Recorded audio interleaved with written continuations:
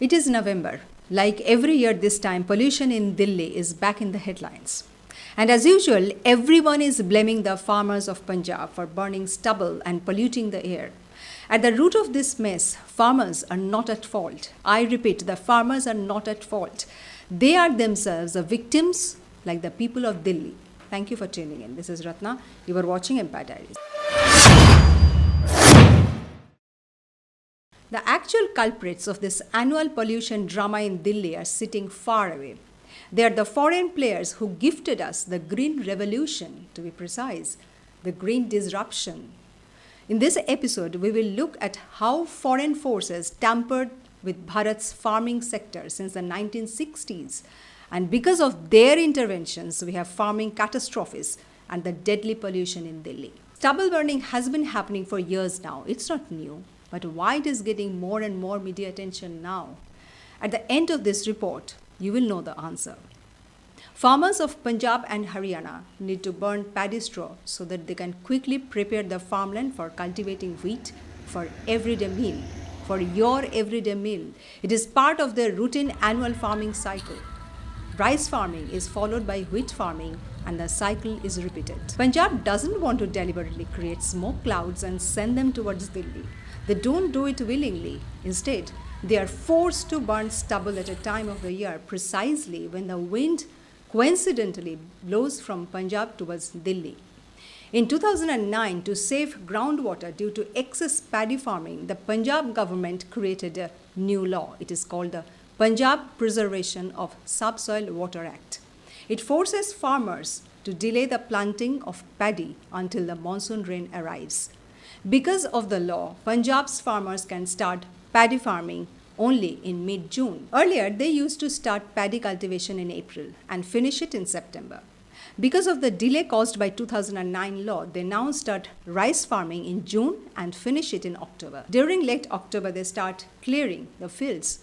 Since there is a rush to make the farmland ready for wheat cultivation, which is the next farming cycle, the farmers burn all the paddy straw quickly. Now, unfortunately, October onwards, the northern wind blows from Punjab towards Delhi. It carries the smoke from the burning stubble straight into the national capital. So is the Punjab government therefore responsible for the annual mess in Delhi? No, it's not the sole culprit. The story goes deeper than this. In fact, you have to dig into the past to know the actual origin of Delhi's pre-winter air pollution.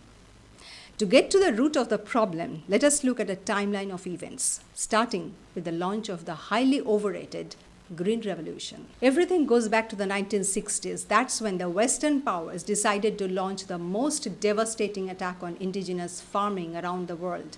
They cleverly called it the Green Revolution. In reality, it was a green disruption. The plan was simple and devastating. Western agri-tech and agrochemical companies would use international institutions to break into various countries.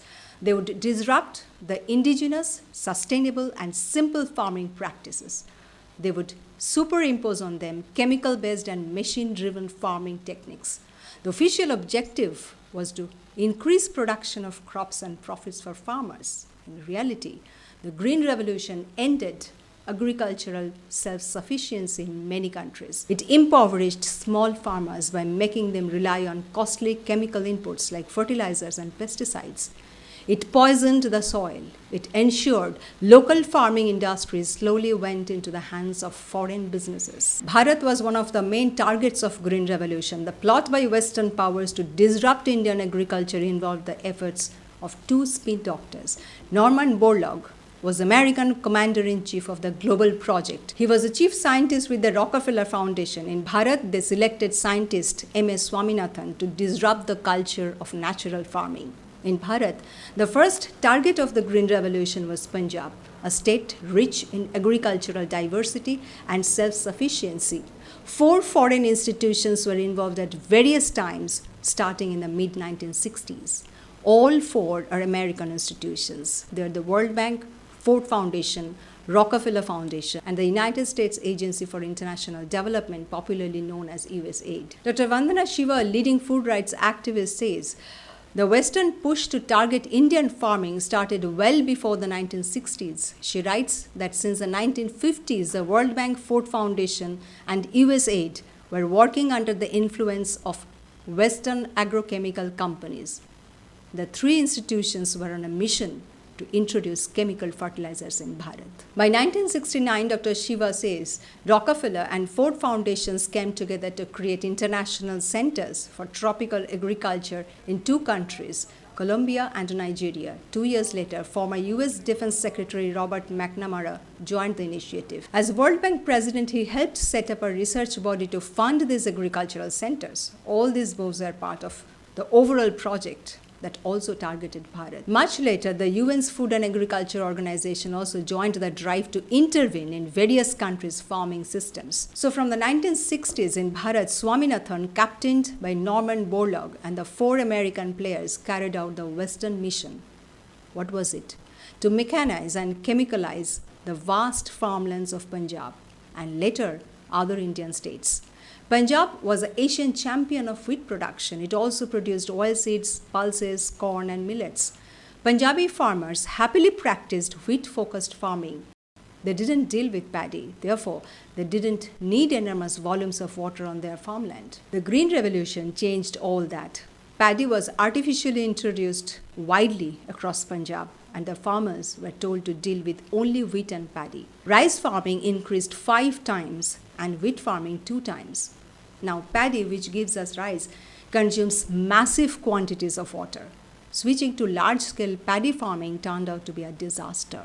In Punjab, the original setup of irrigation system was only meant to serve as a backup if groundwater or the monsoon failed. But to support water-hungry paddy, the whole irrigation system was overhauled. Also, huge quantities of groundwater started getting pumped out to feed the paddy farms of Punjab. Excess water use for paddy turned into a nightmare. Groundwater started depleting quickly. Also, Punjab's farming families were dragged into using costly chemical fertilizers and artificial pesticides. The so-called high-yield variety seeds of the Green Revolution turned out to be very expensive. The so-called miracle seeds didn't give high production with existing inputs. Instead, they gave lower production with existing inputs. The new seeds gave high production only when a lot of expensive chemical inputs and plenty of water were used. The seeds of the Green Revolution responded well only when farmers spent a fortune buying chemical fertilizers and pesticides.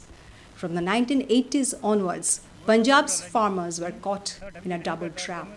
They're struggling to buy expensive fertilizers and pesticides, and they have been blamed by the media for depleting groundwater through paddy farming. A prominent foreign agrochemical company that played a key role in the Green Revolution in Bharat was Monsanto. It was a leading producer of genetically engineered seeds at that time and also produced Roundup, a controversial glyphosate-based chemical herbicide. The US company used to sell chemical pesticides and had ambitions to launch genetically modified food crops in Bharat. Dr. Vandana Shiva believes Monsanto's products and activities in Bharat have harmed Indian agriculture. Monsanto introduced genetically modified cotton seeds in Bharat called BT cotton. It turned out to be a disaster in the long run. In 2017, Sunday Guardian published an article in which it claimed USAID used to work on behalf of Monsanto. The article also says that a few years ago, Monsanto wanted to push genetically modified corn in Punjab because paddy farming was causing a groundwater crisis. The plan to replace paddy with GM corn eventually didn't take off. Bharat officially doesn't grow any GM food crops as of now. Monsanto refuted the claims made by Sunday Guardian article. In 2018, German agrochemical company Bayer took over Monsanto. Bayer later agreed to pay several legal settlements involving Monsanto's products. One of them is Roundup, the herbicide. Coming back to the timeline of events, the fall of Punjab's farming sector continued during the 80s, 90s, and even after that. Finally, about 15 years ago, it was clear that paddy farming was draining Punjab's groundwater very fast. It was a desperate situation. The Punjab government responded with a desperate measure, bringing in the new law in 2009. The law that resulted in smoke from Punjab's burning stubble choking Dilli. Haryana also brought in a similar law to preserve groundwater. So basically, both Dilli and Punjab are stuck in the mud thanks to the long-term impact of the Green Revolution. First, Punjab was told to switch to paddy farming, but the state started losing its groundwater quickly. A law came into force rescheduling the cultivation cycle to preserve groundwater. But the rescheduling coincided with a seasonal change in the wind direction. As a result, Dilli became the sitting target of a pollution crisis. And so, farmers are getting demonized for doing what they're supposed to be doing, burning the paddy straw. They are not doing anything criminal. They are burning the stubble so that wheat is not delayed, so that we don't have to wait for the rotis and chapatis to land on our plate. All along, the mainstream narrative don't tell you that the main culprit behind the poly crisis is the Green Revolution. The purpose of this special report is to give you the larger picture of how the US-led Green Revolution decimated self-sufficiency in Indian agriculture and how it gave Dilli an annual pollution crisis. You must be wondering that there must be an easy solution to the problem. Why not ban stubble burning? That's what many people here want. But it is the Green Revolution that caused this situation. A ban is not the answer. What is the alternative for the paddy farmers if stubble burning is banned? If the straw is not set on fire, it will take them months to clear the fields. That will delay wheat farming and upset Punjab's cultivation cycle. Are you ready to wait with an empty plate on your dinner table? So a ban on straw burning will end Delhi's pollution nightmare. But a bigger nightmare will balloon in Punjab's farming sector. The best way out for Bharat, especially Punjab, is to take agriculture back into our own hands. To make this happen, authorities need to stop the foreign interventions and end the green disruption. That will be the start of the real Green Revolution. Thanks for watching. Do follow us because we cover the cover-ups.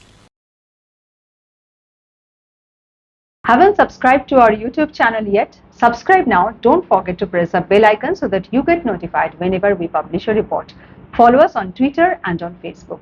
WhatsApp get updates to 98210 for news and analysis you are not told. Visit our website empirediaries.com for more in-depth articles, columns and reports. Stay informed, stay awake.